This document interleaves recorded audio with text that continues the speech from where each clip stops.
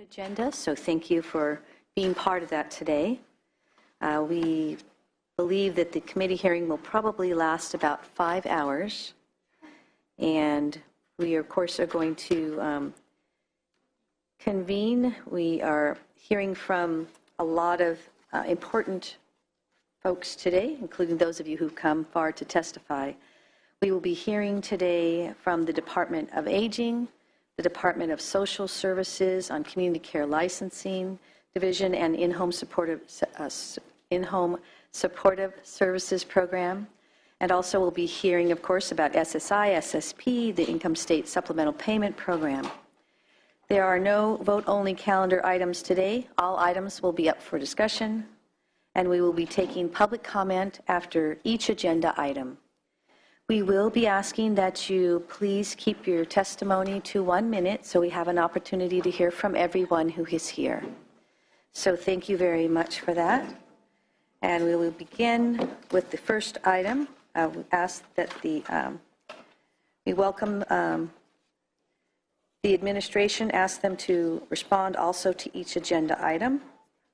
And our first item today is the Department of Aging. If you could please come forward.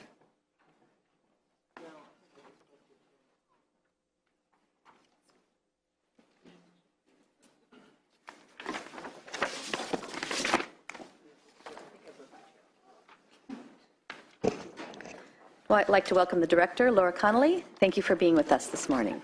Thank you very much, Madam Chair and committee members. Laura Connolly from the Department of Aging, and I have with me Ed Long, our Deputy Director for Long-Term Services and Supports and Aging Programs. Welcome. And given your comment about the 5 hours of the hearing, we will endeavor to set a good pace for the beginning of the hearing. Thank you very much. The California Department of Aging administers community-based programs that serve older adults, adults with disabilities, and family caregivers, as well as residents in long-term care facilities throughout the state. The department is the federally designated state unit on aging and administers funds allocated under the Federal Older Americans Act, the Older Californians Act, and through the Medi-Cal program. The department contracts with a statewide network of 33 area agencies on aging, which directly manage services to help older adults find employment, live as independently as possible in the community, promote healthy living and community involvement, and assist family members in their caregiving roles.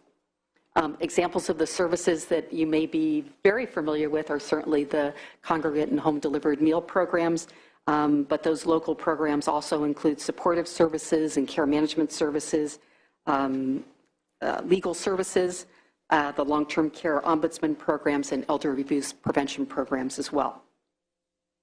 The department also contracts directly with 39 multi-purpose senior services programs, MSSP, sites throughout the state.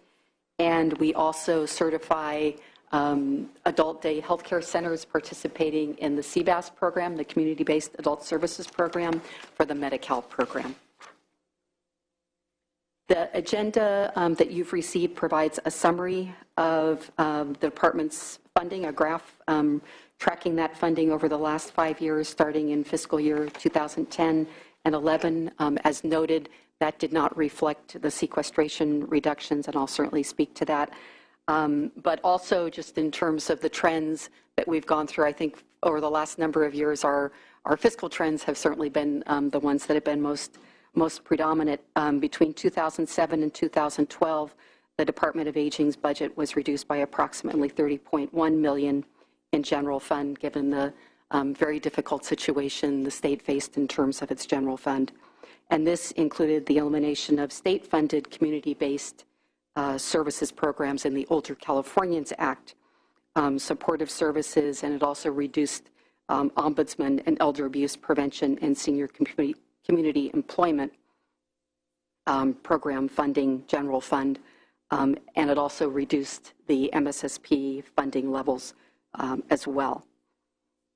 Most recently, last year's sequestration hit our programs, our Older Americans Act programs, rather substantially. The Older Americans Act nutrition program funding was reduced by 9% as a result of the sequestration. This impacted the home delivered meal program, most significantly the congregate nutrition program, as well as the nutrition incentive program. And that totaled about $6.5 million in reduced funding for those services at the local level. The bipartisan, that's the bad news. The good news in terms of that program is that the bipartisan Budget Control Act signed by the President in late December of last year, restored nutrition funding for all states back to the 2012 level. So we just received our notices from our budget notices and awards from the Administration on Aging last Friday, and we verified that fact in terms of the nutrition programs. However, the 2014 funding levels for our other Older Americans Act programs, which includes the Title III Supportive Services Program, the Long-Term Care Ombudsman, Health Promotion, Family Caregiver, and Elder Abuse Prevention programs, remain at the same level as last year in terms of the sequestration reductions. And that equates to, last year and this year, that would equate to an approximately a 6% reduction in funding if you use 2012 as the baseline measure for that, and equates to about a $3.2 million funding reduction, continuing funding reduction in terms of those services. We have not yet received our award for the Nutrition Services Incentive Program, but it's our understanding that, again, all of the nutrition programs would be protected in the budget deal reached for this year. And these awards that we just received cover the period from October 2013 through September 30th of 2014, given the actions that occurred at the federal level.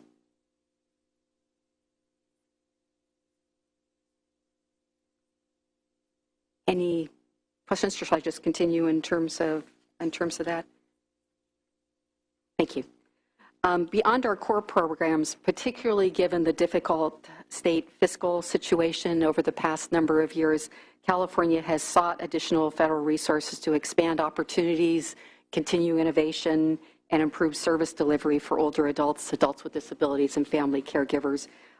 As noted in the agenda, we've gone after and successfully competed for a number of grant opportunities, and some of those are noted. Our work on chronic disease self-management, efforts to work with Caltrans in terms of increasing transportation and mobility, awareness and training for our partners at the local level, and in various other types of grant opportunities as well. And one of the most recent grants that we have competed for actually was available to us as one of the states participating in the Coordinated Care Initiative is the federal funding for consumer counseling for individuals in the counties participating in CCI. The 2013 budget approved additional expenditure authority for the department of $660,000 to reflect one-time federal grant funding to provide training and resources to the HICAP, the Health Insurance Counseling Program staff, and one-time to assist the dually eligible in the CCI counties who were going to be receiving the notices and announcements related to the new coordinated care initiative, the CalMedi Connect, and the Managed Long-Term Services and Support Health Plan options. HICAP, as I think you probably know, provides free and objective information and counseling about Medicare issues, and the volunteer counselors assist individuals in understanding their rights and health care options through that program. The department allocates HICAP funding through the area agencies on aging who have the direct local responsibility for this program. We were asked to give an update in terms of the funding and getting those contract dollars out to the HICAPs, and with the exception of Los Angeles, the area agencies on aging and the other CCI counties are on track to have their contracts for this new funding executed with their HICAPs by mid-March, and we're almost there at this point.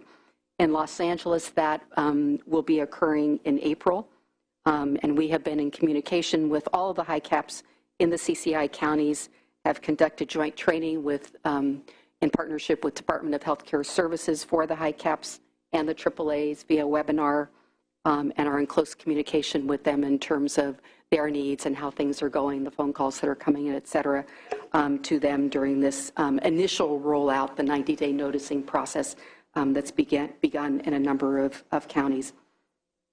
I know this has come up at Department of Healthcare's hearings as well on CCI. I'd just like to take an opportunity to also recognize and express our appreciation to the Wellness Foundation, which gave the California Healthcare Advocates, as well as a number of the HICAP programs, some initial seed funding to kind of help them through the time period between the startup so that they could get their counselors trained and ready for the program while our grant funding was in the process of being distributed. On that program, I just wanted to ask, so do you believe things are moving ahead in a positive timeline? As you know, HICAP is going to be so important to help assist with the transition for the Coordinated Care Initiative. Does it appear that everything seems to be online, time-wise, to meet the need to be ready to help people with that? I think what we're hearing from the HICAPs at this point is, the 90-day notices have begun going out. They go out by birth month. Yes. So they are beginning to get calls. We've heard from one that I think about 80% of their calls that are now coming in are related to the notices that are coming, but at this point they're handling the calls.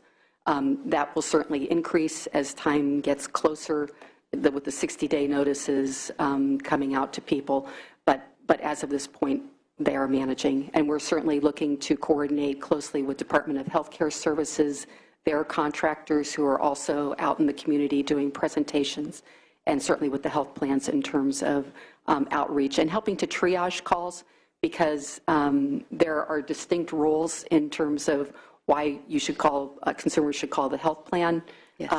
Why they should call other organizations, and then why they should, turn to HICAP.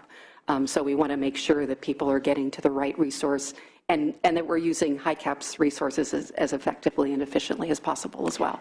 So can you just help us understand the role that you do play in helping people understand that those various entities are available to help them and how they find those different resources? Are you involved in sort of promoting that information? The department actually, in conjunction with Department of Healthcare Services, actually brought together the state departments who have some role in this effort for us to actually come to an agreement in terms of triaging protocols. And we've actually developed a flyer that we're using and disseminating through the Aging Network and sharing with the other state departments, and would be happy to pass that on as well, just in terms of when you should call where in the process so that people aren't getting bounced around from phone number to phone number, yes. in terms of getting that information. And one thing I always like to mention, don't forget to, if you haven't already, share that information with all the legislators' district offices, because often people will call when they can't find an agency, they'll call the district office. So whatever information you can make available to all 120 of us will help get the word out as well. So we would be happy to do that and appreciate it. Thank you very much. All right. And Ed is going to address the MSSP Thank you. issues. So just very briefly, in terms of background, as you know, the MSSP program is a home and community-based Medi-Cal waiver. May I stop you just for a moment? Before you start on the MSSP, just want to ask if there's any DFO, Department of Finance or LAO comments on the previous informational item. Okay, thank you very much. All right, please proceed. Certainly. So MSSP is a home and community-based 1915C waiver that the Department of Aging oversees the administration for through an interagency agreement with the Department of Healthcare Services. We have 39 MSSP sites serving California, 15 of which are in the CCI counties.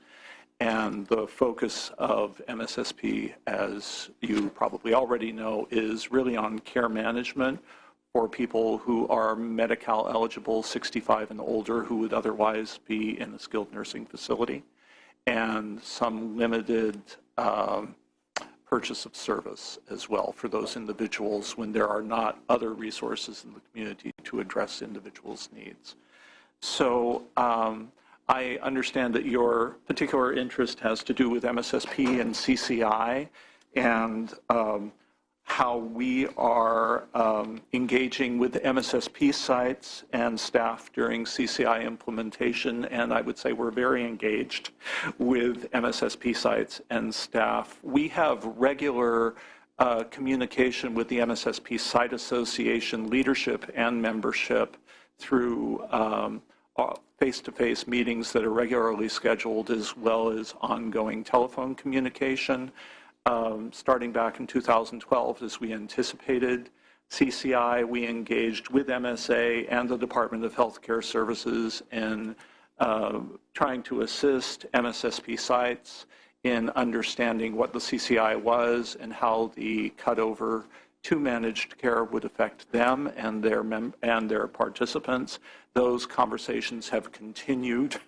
A lot of the early conversation had to do with developing a template contract for the MSSP sites to use in contracting for MSSP waiver services with the prime managed care plans in the CCI counties. That template was reviewed extensively by MSA as well as managed care plans, DHCS, CDA, and released for use in June of last year. There are, as you know, with any cutover of this sort, a number of operational issues that need to be worked out, and we have been very much engaged with the MSSP sites and the Department of Healthcare Services in particular in trying to map out how such things as billing will work, data reporting that is necessary not only for the plans to collect and counter data, but also for waiver oversight, we need to collect data as well. So how is that all going to work? And those conversations continue. At the moment, DHCS and CDA are having telephone conversations with the CCI plans and sites for each CCI county to talk particularly about billing and data reporting. I would say I'm in weekly, if not more often than weekly communication with MSSP site directors or MSA leadership members about the cutover. So we also worked with MSA to provide training to managed care plans about the basics of MSSP last fall so that the plans would be aware of the components of the MSSP program and the waiver requirements themselves. And we're looking to do further training in the future.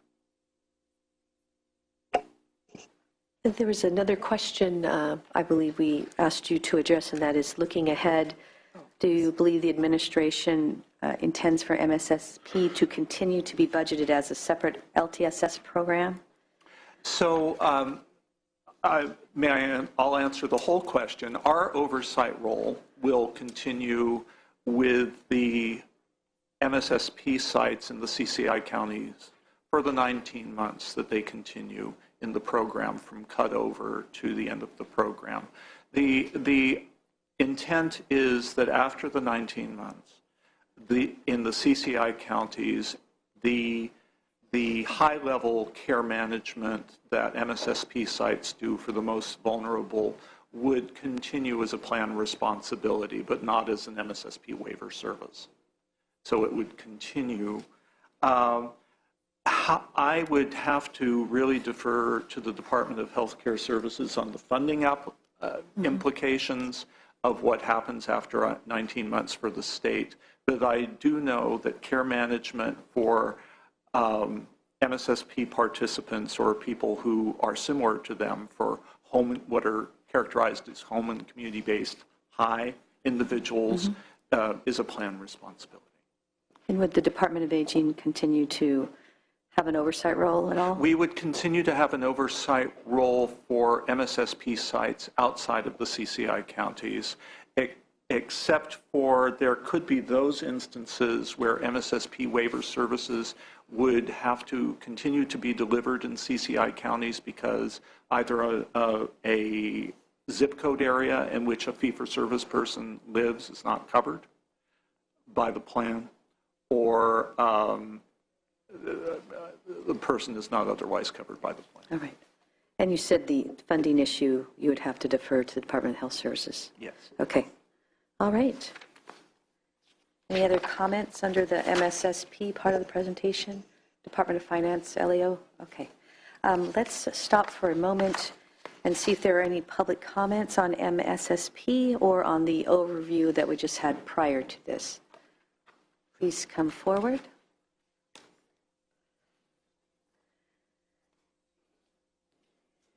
We're having 1 minute each for comments today. Thank you. Thank you, Chair Corbett and member. I'm Gary Passmore with the Congress of California Seniors. The sergeant is dropping off for each of you a copy of comments that really reflect recommendations from my organization and from the what's called C4A, the AAA State Association. Daryl Kelch, who's going to be here also. I think it's important to note and to reinforce what Director Connolly said. Funding for many of the programs, and there's a yellow goldenrod kind of sheet on the back, for these aging programs has been cut or eliminated over the years in spite of the fact that this population is the fastest growing segment in the state. And the federal budget is good news on nutrition programs, but frankly it's bad news on some key things like ombudsman, and we would urge you to consider restoration of the cuts that have occurred over the last several years for these programs. And just, I know I'm probably over the minute, I just want to urge you to take a close look at the future of the MSSP program under CCI. That represents an enormous value to the state. There are people who have worked with very high need seniors for many years, and we would hate to see that resource lost to the state and have it all just disappear into a phone bank intake process at a managed care plan. So please, I'm glad you pointed it out, and please watch it. Okay, thank you for your comments. Yeah, Madam Chair, Daryl Kelch with the California Association of Area Agencies on Aging, and I represent those agencies out there who have a mandate to serve older people. And that ability, as Ms. Conley has pointed out, and I think your staff in their overview, these programs have been totally eliminated. Then along, as Ms. Conley stated, we got the hit from the federal government with sequester. These agencies are on shaky ground. Now, I admit that about half of the AAAs are county-based, and counties have done everything they can to prop up and backfill. But over the years, these programs that were cut have been eliminated, and we don't know how long counties can continue to backfill. But keep in mind, the other half are nonprofits and joint power agreements, and they can't do that backfilling like some of the counties. The one last thing I'd like to say is in terms of the CCI, it seems to me ironic that as this administration is embracing managed care in the CCI, which to keep people at home, the ability to keep people at home is going to rest upon these programs.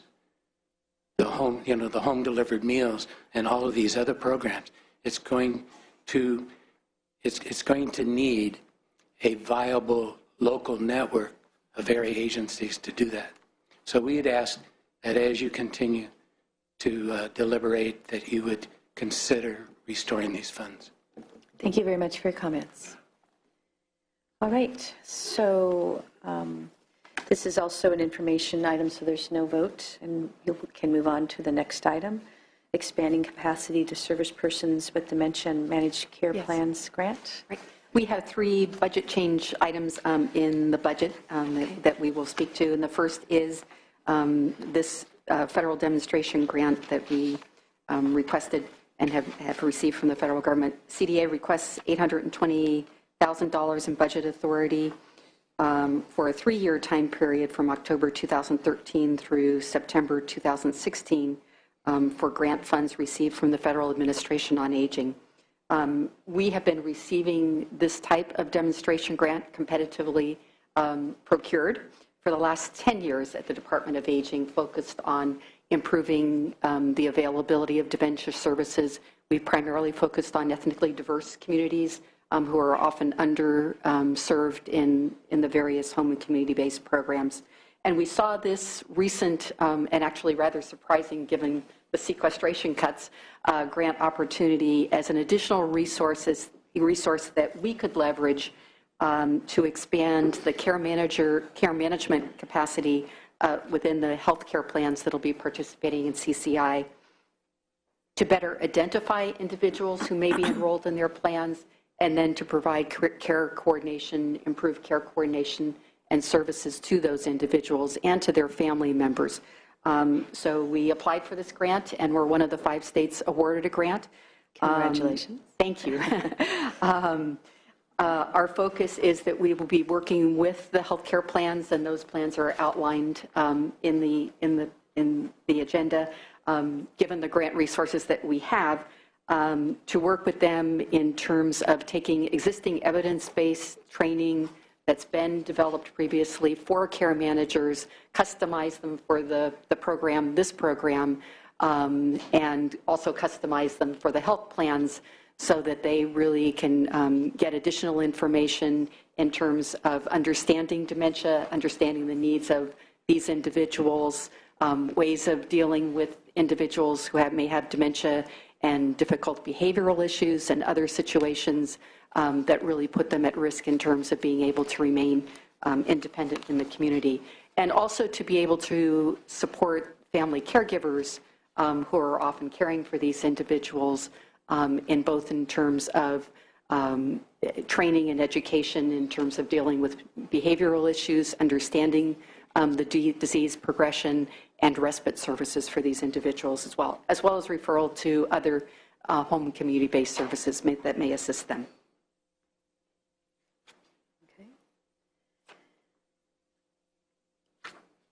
Okay. Our question has been answered. Sure. Is that the completion of that part? All right. Any comments by Department of Finance or LAO? Members, do you have any thoughts, questions on this? This is an item that has been recommended for approval. We will ask for public comments in a moment, but any questions, comments, members? All right. Any public comments on this item? All right. Seeing none, this item is recommended for approval. Is everybody okay with that? All right. Thank you very much. And Ed is going to speak to item number 2. Okay. So the second BCP we have under consideration has to do with transferring administration and program oversight from the California Health and Human Services Agency to CDA to continue the ADRC program when the agency federal grant funds expire. And this is transferring, of course, the Aging and Disability Resource Connection.